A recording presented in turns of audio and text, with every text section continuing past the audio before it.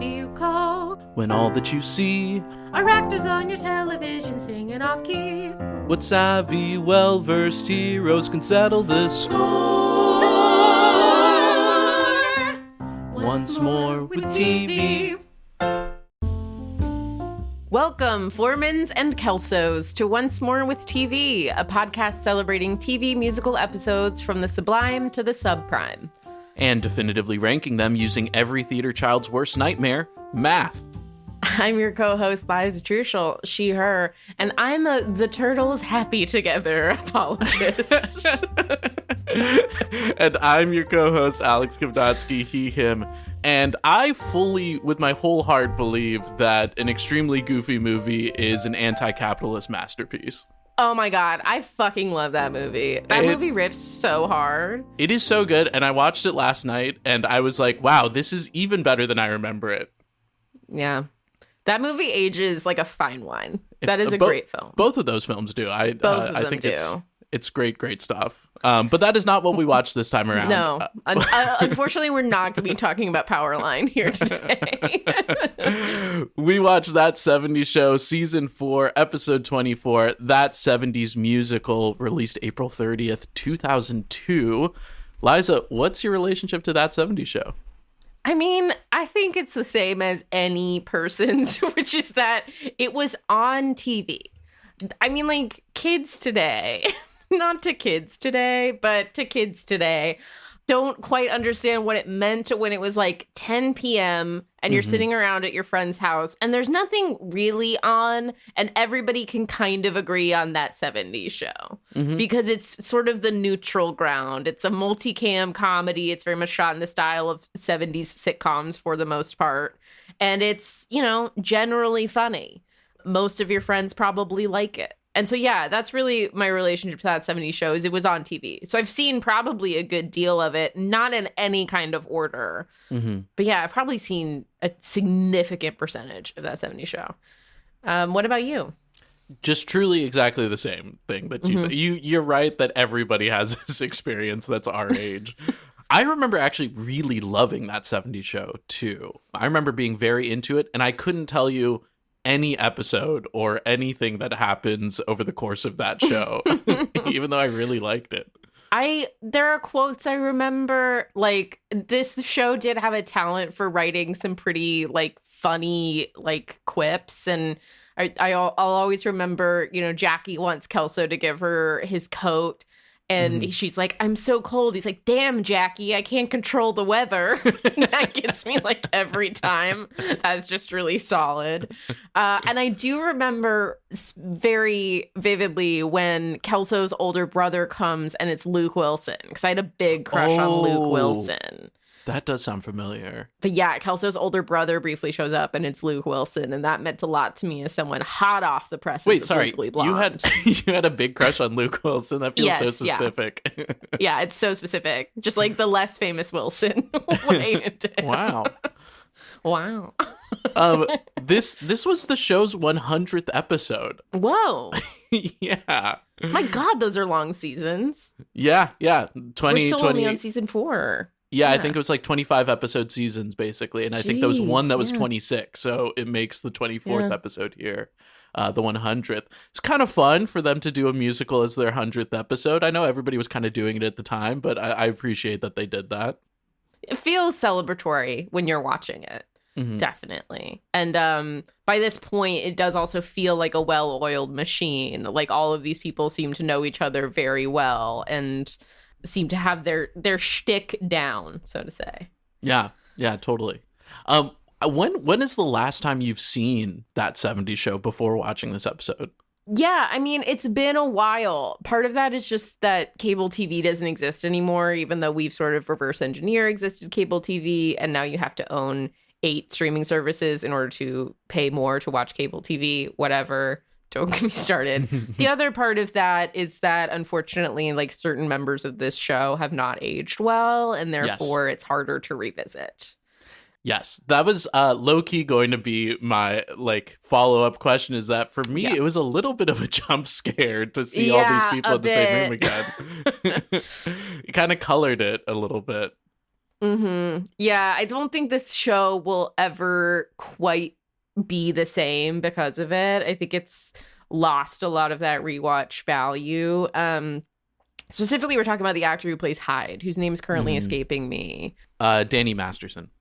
Danny Masterson, thank you. He was a regular on this show and then a regular on another show with Adam Kutcher, Ashton Kutcher, called The Ranch. And during that, I think, is when he was convicted of raping 2 women in 2003, like right when this show was happening. And he's serving 30 to life, as far as I understand, I think. But of course, there was also during that whole thing, Ashton Kutcher and Mila Kunis, who of course met on the set of the show and are still together, like wrote letters in support of him. And it was just became this very, very messy, very nasty thing, and it's hard to watch him on screen knowing who he is. Yeah, and Wilmer Valderrama has his stuff too, and also Jackie was 14 when she was casted, and that Which feels sucks. so gross. I know. I think about that every time I watch this show. Actually, yeah, there was casting asked for girls who were like 16 through 18, I think, for Jackie. And Mila Kunis tells this story often. She came in and she said she was gonna turn 16. And of course, what she meant was she was 14 fucking years old. I think she even said she was going to turn 18. Like that was like the big jump that they made. And she does look a little bit older than 14, right? She's old for 14-year-old, but she's a child. I cannot emphasize enough that she's a fucking child. I think she's just about turned 18 by the time we watch this episode. Yeah. But she's like filming romantic scenes with these like much older male actors. And Jackie specifically is sexualized a lot. All the time. Constantly. It's part of her own character. Like Jackie has some power over that. But when you consider it's a 14-year-old, that becomes really distressing to watch. So yeah, I haven't revisited this show at all since those things kind of came forward. Having said all of that, I'm curious, what just overall general take, what did you think about this episode? Because it was hard for me to place for myself. I had a rough time because those things were hanging over it, but it was still kind of charming. Like there was still sort of like this joy to this specific episode that I actually don't think is in a ton of the episodes of this show. But it did make me almost miss being able to watch this. You know? I was like, wow, this show, like, it was nostalgic for me in a way I didn't anticipate it. Because I don't think of this show as something first of all, this is a nostalgia-based program, obviously. Yes. But I didn't think this was specifically nostalgic for me. Because I didn't think of myself as someone, again, who, like, thought about this show and watching it. But I did watch a lot of it, actually. And there was a weird sense memory of, like, being 16 and, like, being, like, theoretically knowing what a blunt rotation is. Like having never experienced one myself. You know? It took me so long to understand that they were getting high. So long. Like an embarrassingly long time. An embarrassing amount of time. An embarrassing amount of time. Assuming they were all just sitting in a circle being weird. Yeah. Yeah, this episode was interesting because exactly what you said. I think there was a lot of joy in this episode. It really did feel like a 100th episode celebration kind of thing. But it was also kind of bad. It was kind of just a bad episode, too. Yes, it's both of those things. There were moments of real joy peeking out from what was not a great episode of television. Yeah. Overall. So Fez basically has this recital of sorts, or has this what do they call it, a sing or something? A spring sing. That's spring what they call sing. It. Yeah. And his music teacher's really intense, and he's worried that his friends won't show up to his performance. Do you know who that music teacher is, by the way? No, I didn't know that was someone. That music teacher is Roger Daltrey, lead singer and founder of The Who. Yeah, what?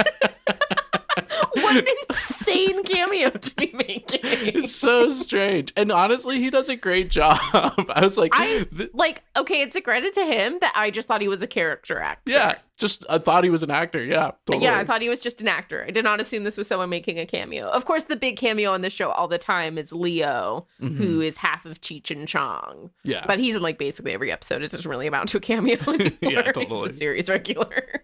Totally. But yeah, so that's Fez's predicament there. They start the episode by just glossing over that he wasn't invited to a party. Very rude. Everybody's very mean to Fez. That's also something that does not age super well about this show is Fez. First of all, like we never learn where he's from, which is mostly a joke, but also kind of like, oh, all Latin people are interchangeable. Or I guess Indian is the thing. Yeah, that again, no indication. Fez isn't even his name. It's just foreign exchange student. Yeah. So he's just foreign. Like Fez is all foreign people. So that doesn't sit super well when you're watching it. Walter Valderrama is still very funny in this role. I do He's think great. he like takes a good ownership of it and makes it his own, but the role itself probably shouldn't exist in this form.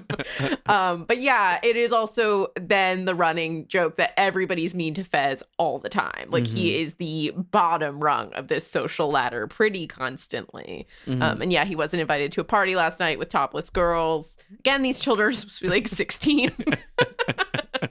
I know, like Danny Masterson has a fucking receding hairline, but like, in my headcanon, they're just lying about what happened at the party, right? Yeah, like, that's almost probably true, also, because that's what teenagers do. They lie about college girls showing up topless to parties. That's like a classic teen thing. Exactly. The function of the musical in this episode is just Fez daydreaming about everybody singing, which I think is a good way of bringing it in. It works. Yeah, Fez is easily the most whimsical character on the show and the one most prone to daydream and have these sort of romanticized versions of life. And so it works for him. And it's sort of funny that you get this idea that he's at least like telling people what's happening because then they respond to his weird daydream. There's a lot of detail, I think. And so I'm really kind of charmed by the idea that Fez is like describing a dance number to someone. The first song we get is when he leans over to a jukebox and starts doing Sing by the Carpenters. All of this is found 70s music, which is, I think, good and appropriate for the show. Totally. The singing is not great. The singing is not good. It's not fantastic. At least we're not auto-tuning. This is kind of before auto-tune had made its way into television. Television didn't know about auto-tune yet, because auto-tune at this time basically was Cher and T-Pain. Yes. We hadn't really gotten to like natural sounding auto-tune yet, so you can't do it. Yeah, we get a literal jukebox musical, right? I mean, we start the musical inside the jukebox. And everybody is apparently rated a party city. Like, the costumes in this scene are so insane. I gotta be honest, I love it. I love all the costumes. It looked like everybody, you know, in RuPaul's Drag Race when they have 5 minutes to get into quick drag? Yeah, totally. That is what this looked like to me. Honestly, all the costumes throughout this whole show made me go, everybody's a coward now. Everybody just dresses in grays and blacks and these like really boring colors. When can we go back to this campy bullshit? I love it. I think they got away with so much of that because they were a period show. Exactly. Right? Yeah, totally. And like, yeah, I do think you're right. And that like, God, there's some great TV coming out. I just watched Adolescence, but everybody's just wearing normal people clothes. I mean, that's a super grounded drama, right? So it's not exactly the same thing, but yeah, most TV you watch, the most daring object is like a graphic T-shirt. Exactly. Exactly. Those transitions are crazy too. The weird, like, the like that star show was transitions. Very famous for those, though. It did those all the time, and they were really strange. But even in the song itself, somebody says, "This is my favorite part," and then it just does like maybe 20 cuts simultaneously and then ends. Yeah. Yeah, that was very odd. That didn't work. I wrote that down too. I was like, what's your favorite part? Where we all sort of riff for a while and then the song ends. Like, it's a weird favorite part to have. I will say, to your credit though, even though everybody sounds bad, the dancing is pretty fun and like a tasteful version of bad. And I think also Fez's bad singing is probably a tasteful version of bad too.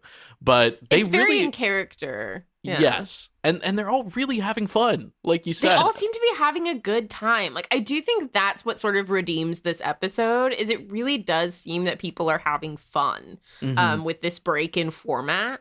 Like, it does feel like the actors are just having a good time. And, like, yeah, some of them are, like, I would say probably Wilder Valderrama is the best dancer of the group. He's often put at the front anyway. It also works to anchor the, like, episode on him for various reasons. Nobody's really a singer. I do think, like, we choose a lot of songs that can be talk sung, which was really smart. Yes. But yeah, it does seem like everybody's having a good time. And we just bring in, like, we have, like, 4 dancers that we've called. And they're in every dance scene. And they make it work, okay?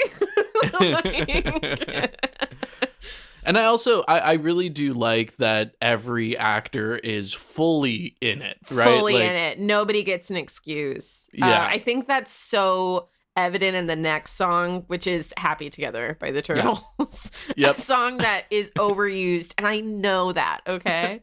But I know that. But sometimes it really works. Like, I'm sorry, but I really like the version of it that was used in the trailers for Baz Luhrmann's The Great Gatsby. A movie I don't like, but really liked the trailer for. That's so funny. It's used extremely well in Freaky Friday. But yeah, I know this song is used way too often. This show does have the excuse that it came out in the 70s. Yes.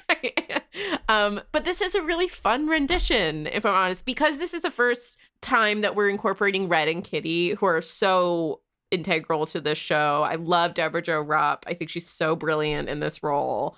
And when Red joins in, that's so rewarding, right? Totally. Because Red, like, he would be the guy to get away with not singing in this episode. And so they're all singing, they burst into the kitchen, and it looks like Red's not going to join in. But then when he does, it's like, so there's something just really, that was a good dose of serotonin. I was like, yay, we're all here.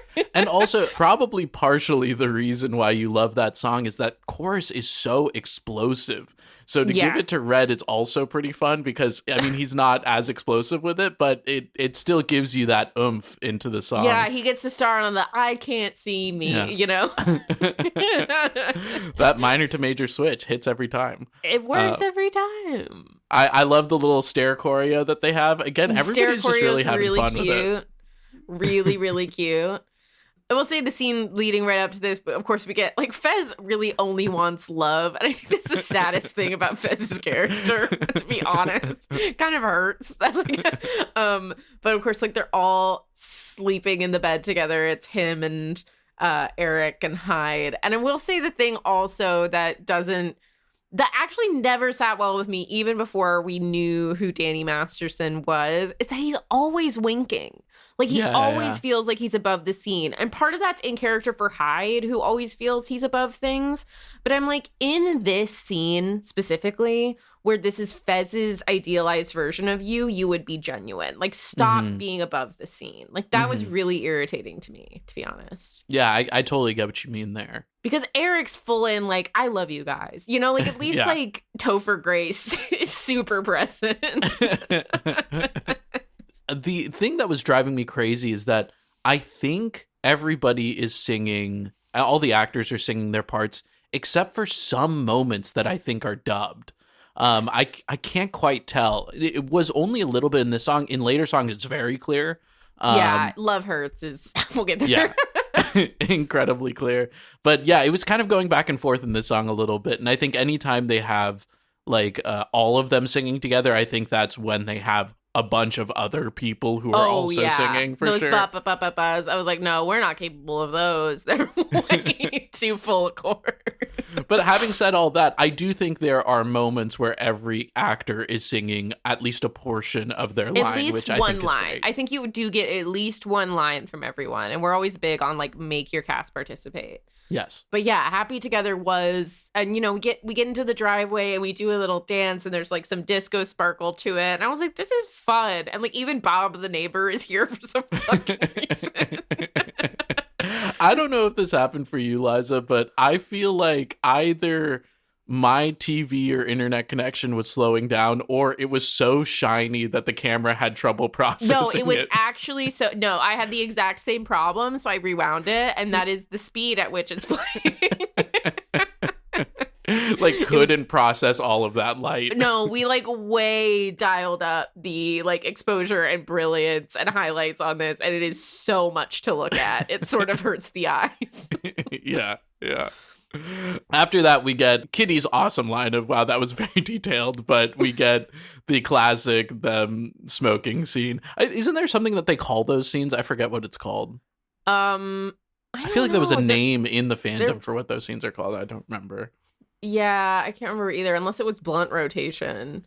Because it is a rotating camera. I mean, that was probably the single most, like, iconographic, like, piece of camera work on this show or any show of its like, is that rotating 4-point, sometimes 5-point camera that's obviously sitting on a mid-table between our actors, and we pan to and from because we're in the middle of the blunt rotation. And that was in every episode without fail. And this one is Fez imagining, because nobody's come to the concert yet, and so it's Fez imagining that they're all having fun without him. He says also at one point, Kitty's trying to say something to him. He says, "Miss Kitty, please, I'm trying to wonder." Which is like really good. It's very funny. Which is really solid. But yeah, the most hurtful thing that Fez can imagine is that not only is nobody coming to his show, but they are going to sing without him.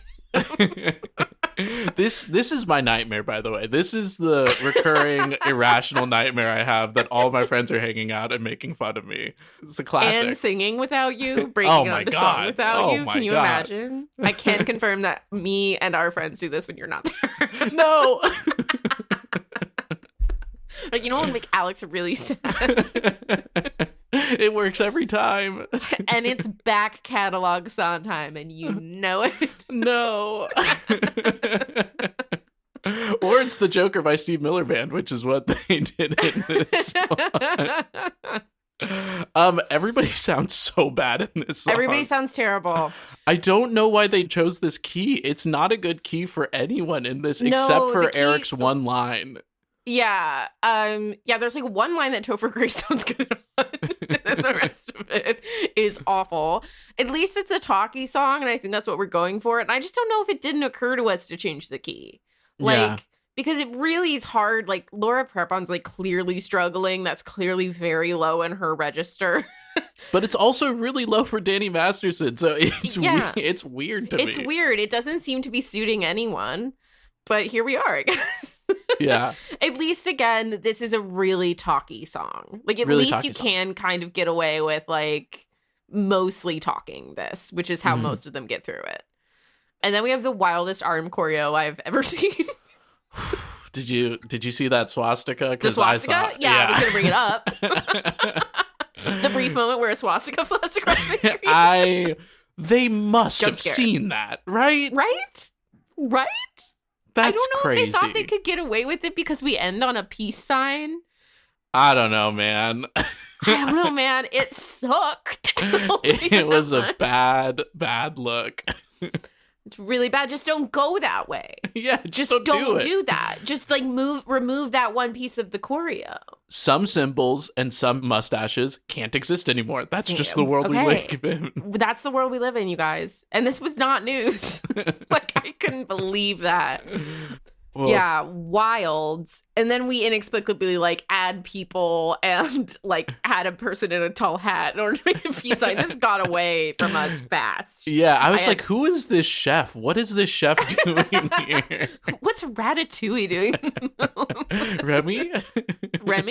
Remy from Ratatouille? So odd. This got really weird really fast. Yes.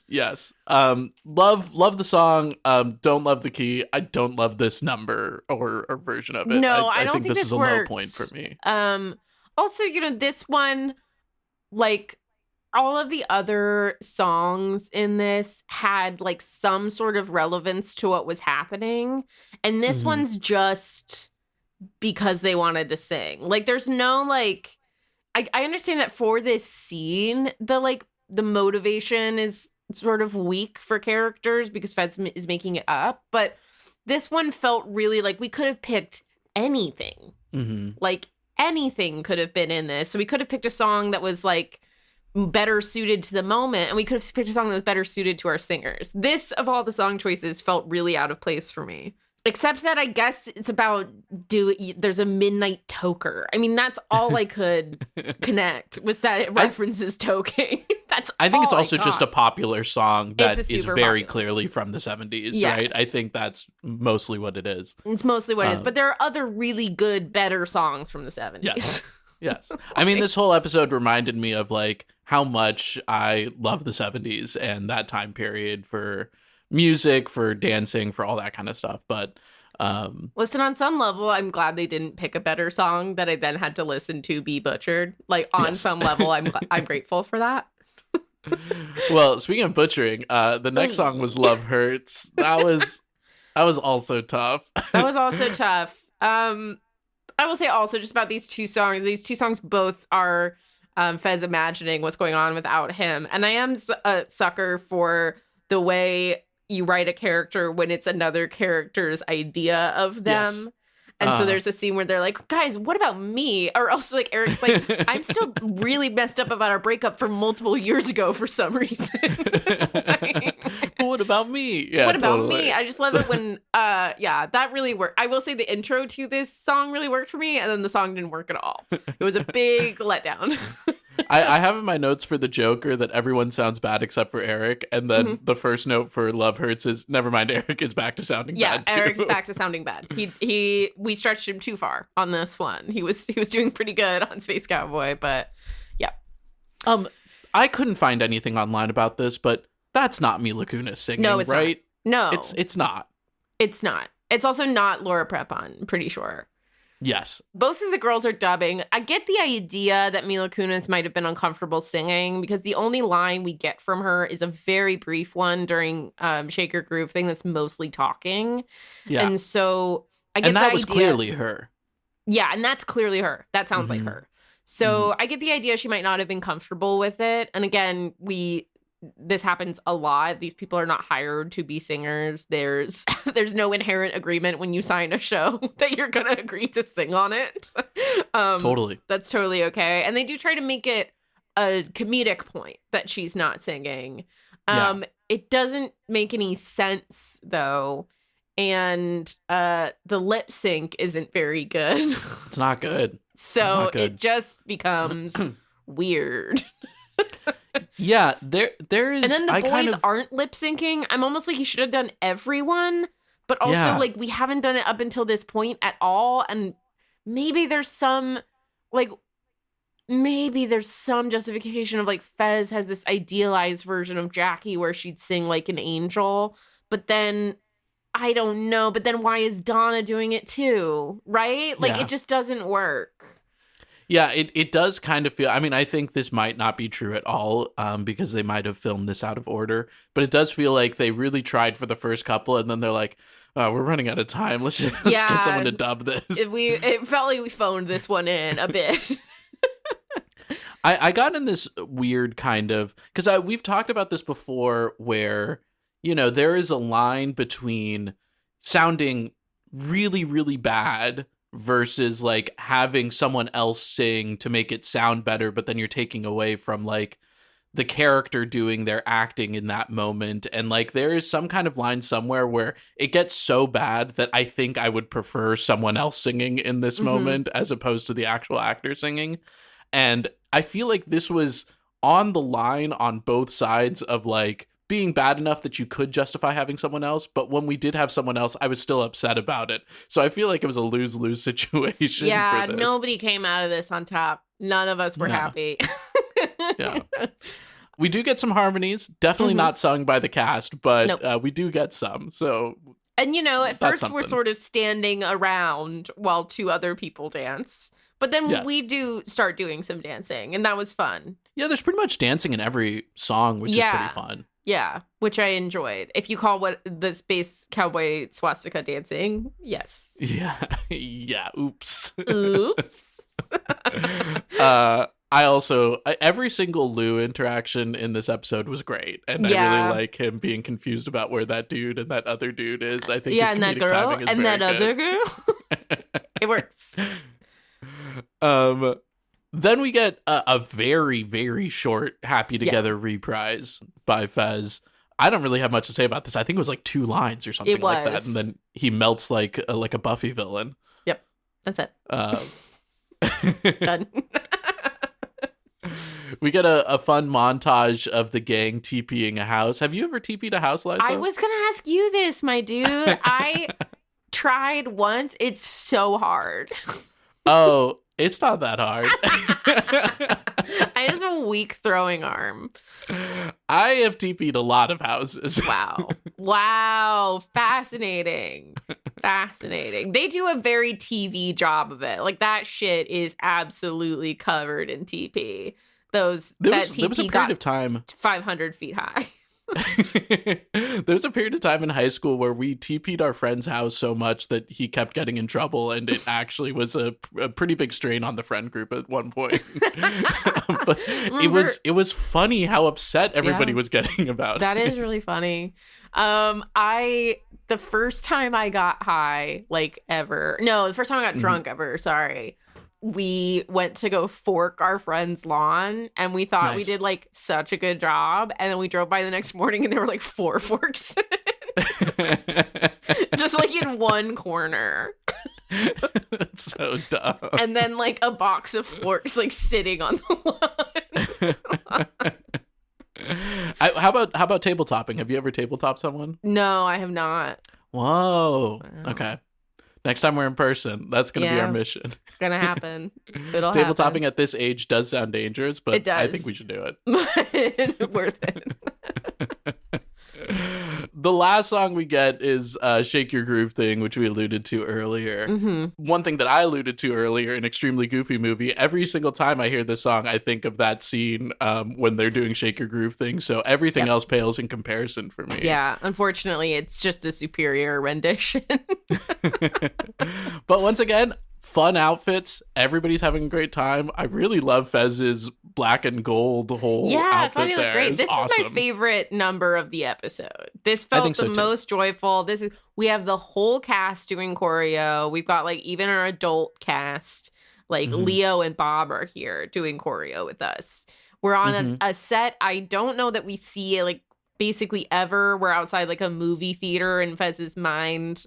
So we're on a new set. It's supposed to be sort of a Hollywood-y type thing.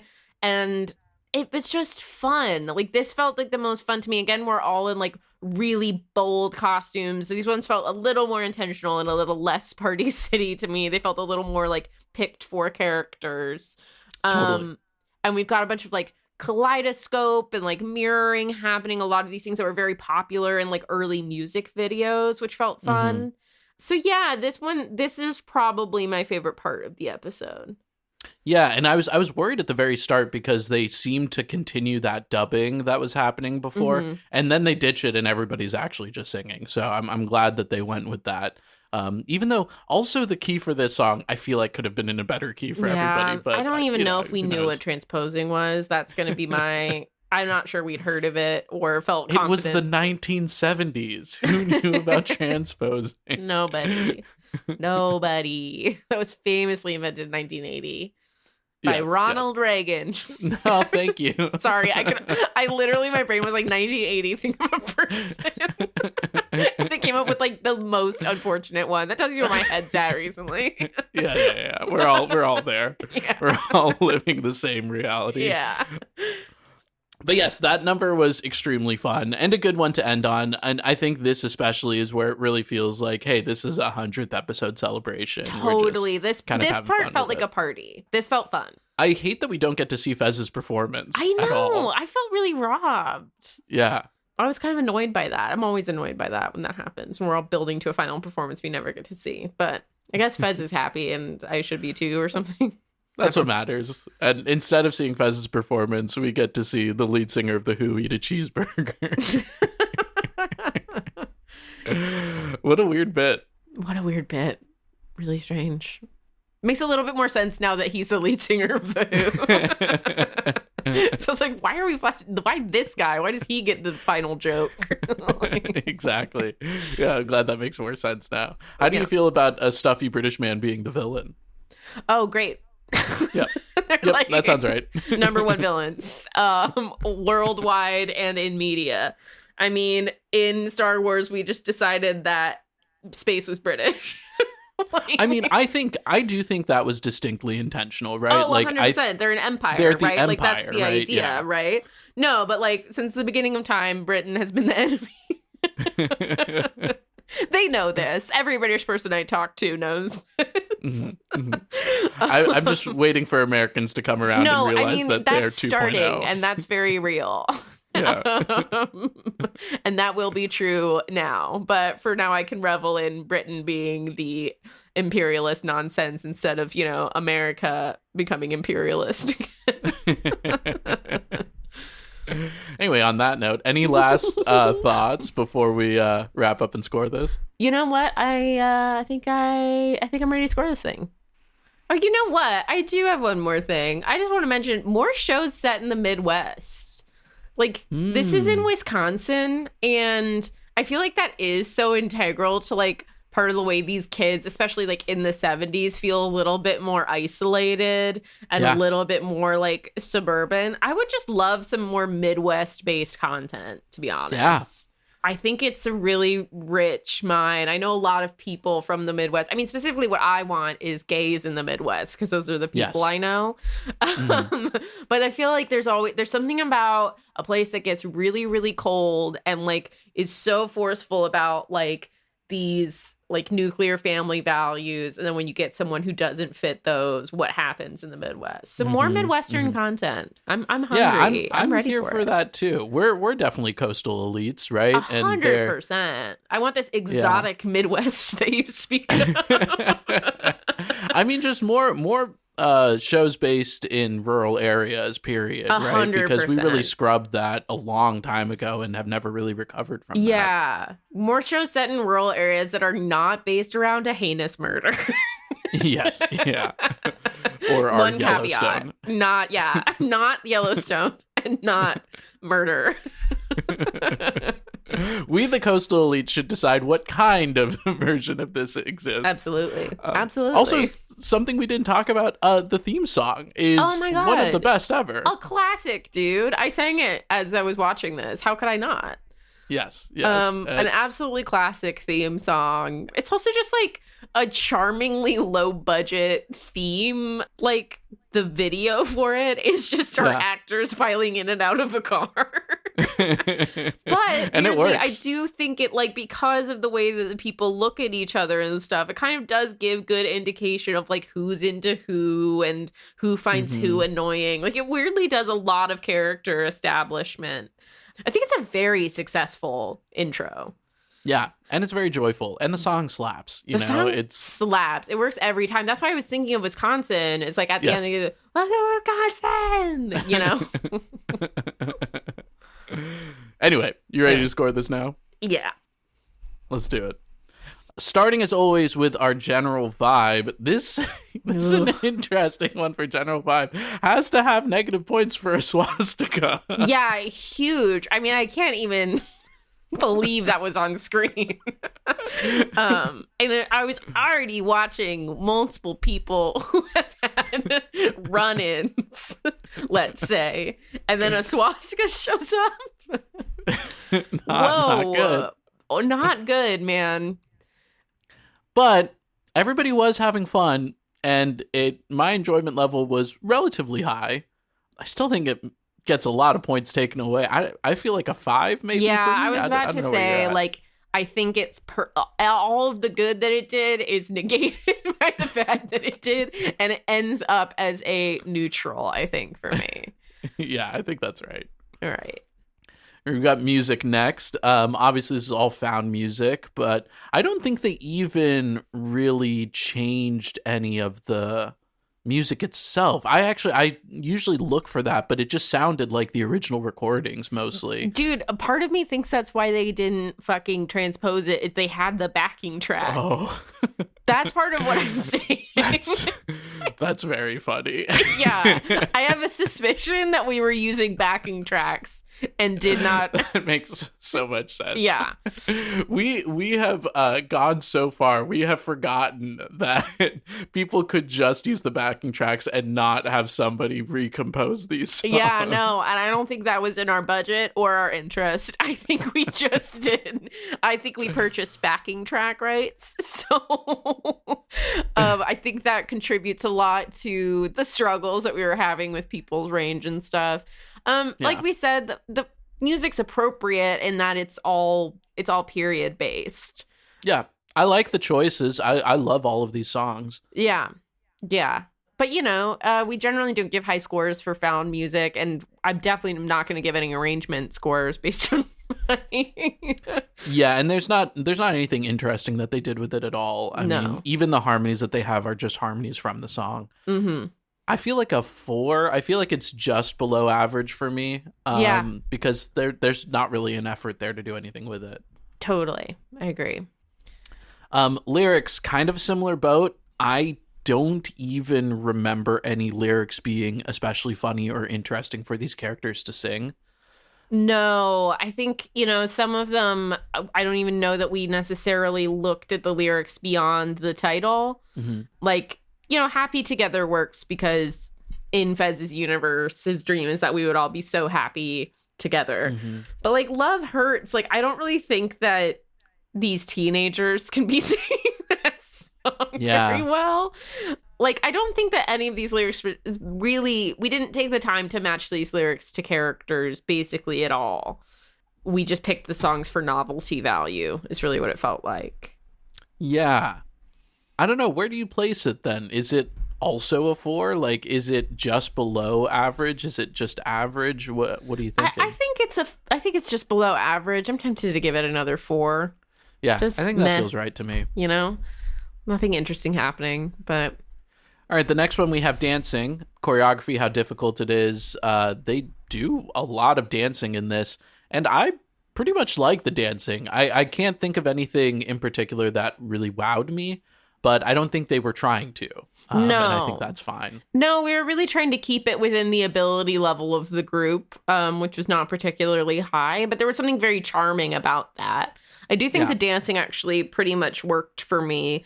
The only time I think it got confusing was that jukebox where we're all just clearly doing like a 70s variety show where we're on a stage, and that got a little wild because some people are choreographed and some people aren't. And I think that just got visually confusing. But other than that, like, again, there were moments we really enjoyed. Like the stair choreo was really fun. Yeah. Overall, I think the choreo is pretty good. Not exceptional, but pretty good. I unfortunately think the swastika takes away points again. That falls under choreo. That's interesting. Yeah. That's an interesting point that you're making. Fucking hell. Oh, yeah. How do you feel about it, Liza? God, it was so crazy because I saw it coming about an instant before it happened. Yeah. I was like, totally. Oh, we're so close to doing this. Like that alarm in the back of my head was going off. I was like, uh-oh, don't do it. And then they did it. Not good. Still, I think dancing is strong, though. Even if they didn't do the swastika during that song, the end of that was so crazy and made no sense. Weird. Like, even if there hadn't been something deeply upsetting and offensive in the middle of it, that last bit with Ratatouille was so crazy. It's so weird. Didn't make any fucking sense. All that to say, I think this is probably still a 7 or an 8 for me. I think it's the stronger part of this episode. I think it would have been an 8 if the swastika hadn't happened. And therefore, I'm actually inclined to like maybe even give it a 6. Yeah. I'm taking off 2 points for swastika. And I agree, just for the record. Allies. Which is too bad, because otherwise I do think that would have been the high score of this episode, to be clear. It still might. It still might be the high score of this episode. It still might be, but that would have been really big for this episode. They could have used those. The performance, vocal performance, acting performance, difficulty of the songs. It's tough. I think everybody is acting through their singing pretty well, decently well. And I think everybody's singing is not great. Yeah, not great. Again, it doesn't seem that we've made an effort to make our actors feel very comfortable with it, which I'll put maybe a little bit more on the music score, a little bit more on the direction score. Because, transposing those songs, making that effort might have made everybody a bit more comfortable. So I'll take them that. For the most part, the acting's pretty much fine. This episode doesn't have any tall orders, In fact, I think it's a very lighthearted episode. So people get to kind of really just coast along and do just goofy little bits. I do think that I just love Deborah Jo Rupp in this role. I know I said that already, but she's so goddamn funny. Iconic. Like, Kitty was the best part of this show. Iconic. Yeah. Absolutely. Kitty and Red are the best. Kitty and Red are so good. I didn't mention this before, but my dad at one point in his life was a housing inspector, and he inspected the actor who plays Red's house. No way. Was it up to snuff? It was great. And my dad is a little bit of a Red type sometimes. And I was like, what was he like? He was like, honestly, exactly like his character. That makes perfect sense. He has a sort of face and demeanor that feels grown into that role. Like the stoic seriousness. Yeah, exactly. But he was a nice guy, he said. And by all accounts, I hear that actor is very nice. Yeah, I've heard that too. He's not one of the ones that we have problems with. Again, I said this earlier too. I do think that, and this is inevitably colored by what we know of him now, but Danny Masterson is for me the weak link here in that he's constantly commenting. I do think Topher Grace does that a bit, but because it's his show, he's a little more allowed to. For all that this is an ensemble piece, Eric is at the end of the day the lead character on this show and does have a sort of sarcastic-y thing going on, but when he's asked to commit in this episode, he really does. And I do feel like there are moments Hyde really doesn't. Yeah, totally agree with that. Yeah, I think I'm feeling like a 6 is performance. Exactly what I was gonna say. Yeah, because the acting, the toughest thing they do is acting while singing, and they do that. Yeah, some people a little bit better than others. Yes. I do feel like I could see the fear in Mila Kunis's face basically the whole time she was doing this episode. Yeah, but she was probably 12? Exactly. 11 I'm going to let this child. Anyway, the writing is the next category. An interesting one for this. It's always kind of interesting when we have these 20-minute episodes. But yeah, what were your takes on the writing? What were my takes on the writing?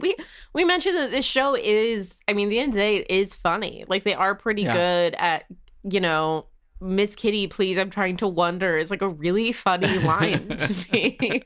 Yeah, there's definitely good goofs in here. And I think the justification for each song is mostly good, some better than others, but they find a way to make Fez daydream about these particular numbers, and I think it works for the most part. Yeah, I think it works for the most part as well.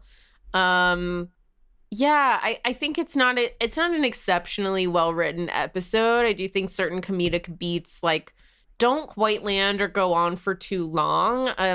It makes more sense now that he's the guy from The Who, but all of his interactions take too long. All of those scenes were too long for me. I was like, he's a lot funnier if you get him in for 1 or 2 cuts at Fez and then get him out. Why? Also, why are 2 adults backstage? Yeah. At some point I was like, why are Kitty and Red here? Shouldn't they be sitting in the audience? Why'd they run straight backstage to talk to Fez? Yeah, absolutely. Whatever, it's a sitcom. There are very rarely justifications for anything. But yeah, it was there were moments like that where I was like, this scene's going on too long. This one's too short. I don't know. It didn't feel particularly stellar.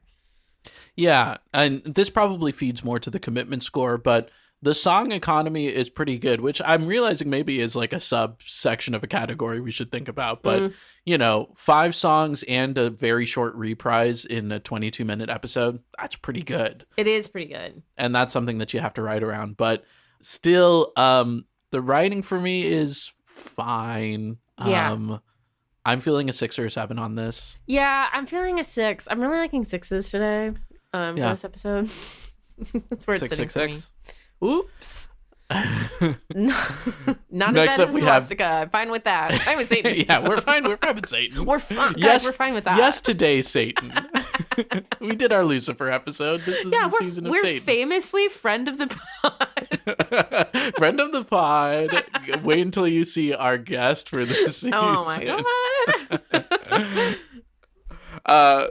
We have direction next here. This is the cinematography, the editing, all that kind of stuff. Yeah, that 70s show relies on those kooky transitions. Yes. And they definitely did a lot of that here. And I think they do like the dream transitions well, and the kind of way that they have those 70s style stages and things like that I thought was pretty fun. I did like that all of Fez's daydreams are very influenced by the media he would have been watching. I think that like really reads and really works for me. There are other parts of this that I didn't love as much. Like, I thought the whole... So I have scenes that were too long. The whole TPing scene, I was like, why are we still here? I was like, we're flashing back to it again.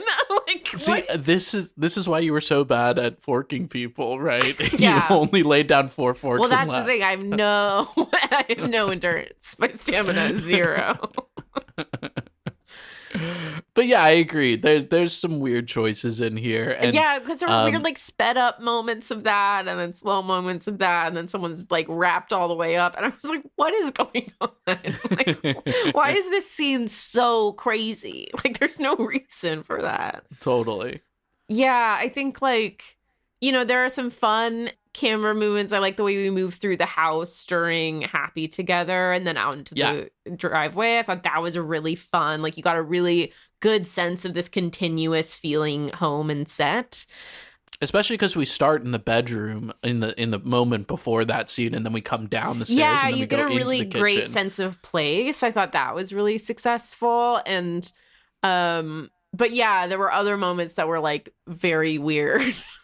Yeah. So I don't know. Are we giving this one a 6 too? I kind of feel like it should be a little bit more, maybe a 6.5. Yeah, I love a 6.5 for this. Let's do that. Commitment. How much did they commit to a musical episode? I would say pretty committed. Pretty committed. Yeah. Like we were talking about the economy there. 5 songs and a reprise in 20 minutes is pretty good. It's just that it's all found music, and we probably didn't pay to have it recomposed. Doesn't and feel like we did at that. all. Doesn't feel like we did.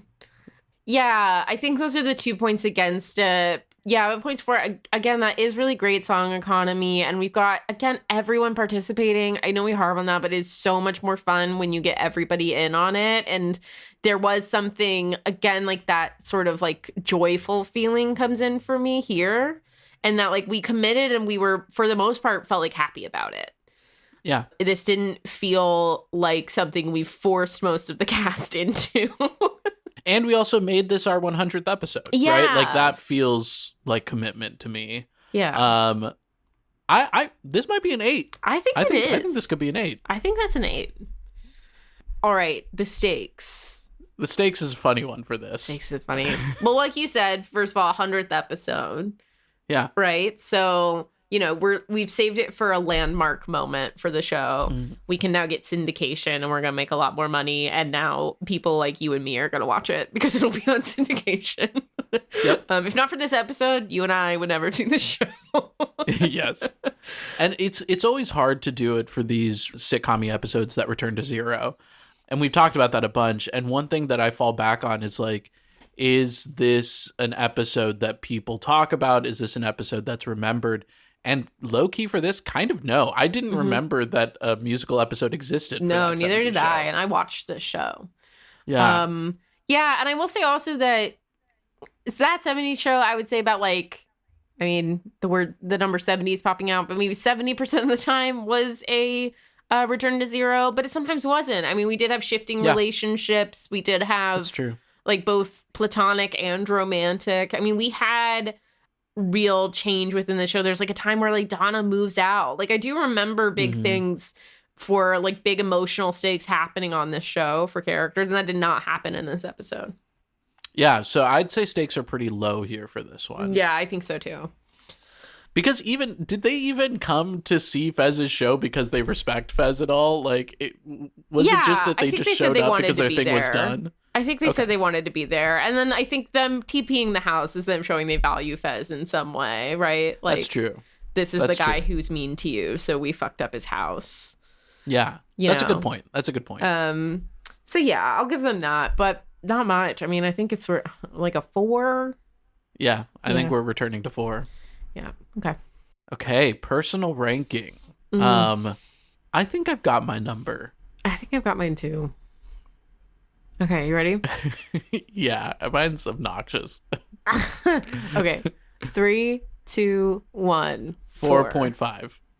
Okay, it's a 4.25. Great. I was like, 4 feels right, but I feel like I liked it a little bit more than a 4. I think I had a little bit more fun than that. All right, that puts That 70s Musical at 53.75 points, just above last week's episode of Once Upon a Time, The Song in Your Heart at 51.5, and just under by 0.25, The Simpsons' My Fair Laddie. Not a great place. 22nd out of 25. Not good for that not a 70s super show. Strong showing. We're really stacking that back half of the catalog this season. Really are this season. Sorry, I don't know what's guys. up with what we're choosing. Well, maybe next week will turn out better. We'll see you once more with Season 6, Episode 20 of Star Trek Deep Space Nine, entitled His Way. You can find this episode on Paramount+. Thank you, as always, to Olivia Baslowski, our angelic audio architect, and to Sakana Powell, our magnificent marketing maven. If you like this show, please be sure to rate and review us. If you don't, keep it to yourself. You can find us on Instagram at Once More with TV, or contact us using the information in the show notes.